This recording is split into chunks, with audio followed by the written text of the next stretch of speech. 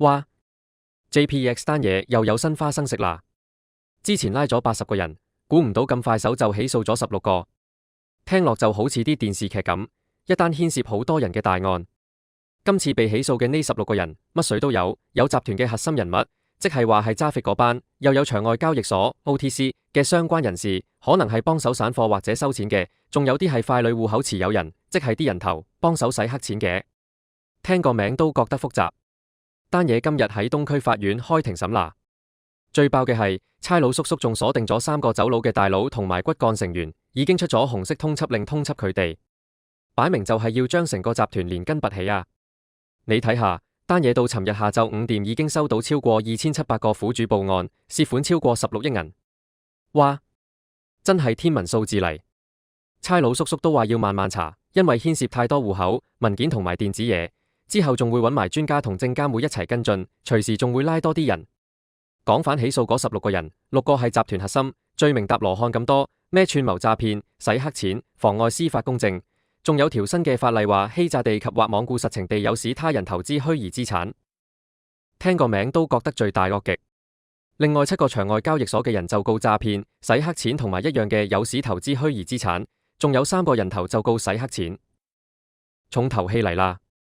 林作單嘢嗰8個人都喺入面，仲有幾個名人添，好似網紅陳怡同埋雙雙都有份，仲有個以前喺 TVB 做嘅鄭俊熙，同埋參加過 ViuTV 全民造星嘅酒粒仔趙敬賢。佢哋大部分都係話自己 JPEX 有牌照，可以做虛擬平台交易，仲可以提供回報咁樣呃人。有啲控罪仲話佢哋話 JPEX 同上市公司合作，仲會出信用卡咁。酒粒仔仲同另外3個被告涉嫌洗黑錢1.12億啊！哇，個金額真係嚇死人。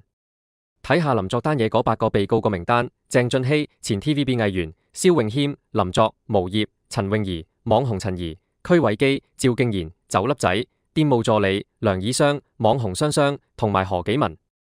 佢哋總共被控33項罪名，包括串謀欺詐咁誘使人投資虛擬資產等等。啲罪行嘅日子由2020年1月到2023年12月，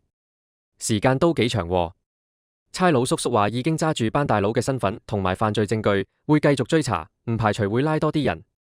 仲話有啲人走咗佬，所以出咗紅色通緝令，追捕2個主腦同埋1個骨幹成員，個名叫 Mark 新聽、莫俊廷、陳燦燦、張進程同埋 Kwak Holuan 郭浩倫。聽個名都覺得似電影情節。佢哋未來會繼續同國際刑警同埋其他國家嘅執法機構合作，務求捉到佢哋。差佬叔叔解釋反 ，JPEX 喺2020年初成立之後就用好多方法宣傳，好似廣告、社交媒體、場外交易所同埋網紅 call 咁，話自己低風險高回報，吸引咗好多人入局。證監會喺2023年9月13號出咗警告之後 ，JPEX 就將提款手續費加到勁高，之後就好多客仔都攞唔到錢，損失慘重。差佬叔叔查到 JPEX 將啲客仔嘅錢轉走，再用好多加密貨幣錢包洗錢，仲查到有啲 JPEX 案嘅被捕人士，佢哋啲銀行戶口有好多唔知邊度嚟嘅錢，仲有人買咗名車，揸住好多現金同金條。哇，真係發達啦，靠呃人。差佬叔叔話調查分2方面，第一係揾幕後大佬同埋各個人嘅角色，第二係追返啲贓款。佢哋話 JPEX 單嘢好複雜，苦主多，涉款又多，由頭到尾都冇公司或者人認係 JPEX 嘅真正營運者，所以要查好多嘢先可以搞清楚邊個係大佬，邊個係幫兇。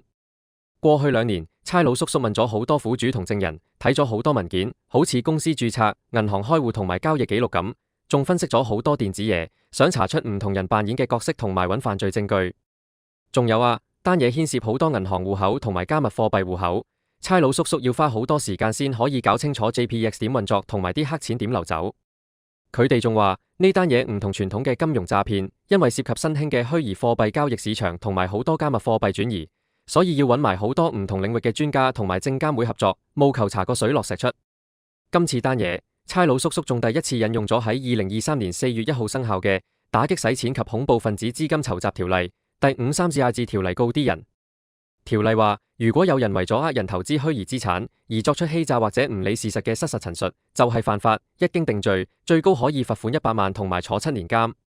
計到尋日下晝5點，JPEX 單嘢已經收到2709個苦主報案，涉款超過16億銀，入面有超過1300個人錄咗口供。單嘢總共拉咗80個人，凍結咗大約2.28億嘅資產。包括樓、車、銀行戶口、現金等等，其他冇被起訴嘅被捕人士就保釋咗等候調查。未來事態發展分析呢單嘢睇嚟仲有排搞。首先，今次起訴咗16個人，但係仲有咁多苦主同埋咁多錢唔見咗，擺明仲有好多大魚未浮上水面。差佬叔叔話會繼續追查，仲出埋國際通緝令，相信短期內應該仲會有更多人被捕同被起訴。其次，今次單嘢牽涉到好多名人，好似林作、網紅同埋藝人咁，佢哋嘅影響力都幾大，相信單嘢會引起社會好大嘅關注。對於虛擬資產投資嘅監管同埋投資者嘅保障，可能會引發更多嘅討論同埋改革。第三，差佬叔叔第一次用新嘅法例告啲人，睇嚟政府對於打擊虛擬資產詐騙嘅決心都幾大，未來可能會用更多嘅法律手段嚟保障投資者。第四，啲走咗佬嘅大佬幾時會被捉到？啲唔見咗嘅錢可唔可以追得返？都係未知之數。始終呢啲跨境嘅犯罪活動都比較複雜，需要時間同埋國際合作。最後，林作單嘢真係花生指數爆燈，佢保釋出嚟之後仲咁囂張，完全冇悔意，仲掛住笑佢女朋友，真係唔知佢諗乜。佢咁嘅態度肯定會引起更多網民嘅反感，對於佢嘅形象同埋未來發展都唔會有好處。不過佢自己就話，這就是我實力，真係睇佢點樣自圓其說啦。總之 JPX 單嘢仲係一個進行中嘅故事，未來仲會有好多發展，大家記得繼續食花生睇戲啦。睇下班大鱷幾時會被捉到，啲苦主又可唔可以攞返啲血汗錢。